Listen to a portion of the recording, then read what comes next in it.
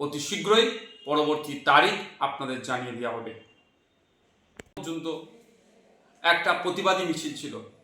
আর.জি. কর কাণ্ডে ব্যর্থ এবং আজ ইন্ডিয়ান সেকুলার ফ্রন্টের ডাকে শিয়ালদা থেকে আর.জি. কর অভিমুখে শ্যামবাজার প্রিয়াঙ্কা হাসদার খুনিদের গ্রেফতার করতে ব্যর্থ, পুলিশি অরাজকতা, পুলিশি নির্যাতনে খুন, স্বাস্থ্য ব্যবস্থায় যে তলানিতে চলে গিয়েছে, আইন শৃঙ্খলা রক্ষা করতে ব্যর্থ রাজ্যের পুলিশ মন্ত্রী ও রাজ্যের স্বাস্থ্যমন্ত্রীর পদত্যাগের দাবি নিয়ে আমরা এক প্রতিবাদী মিছিলের ডাক দিয়েছিলাম।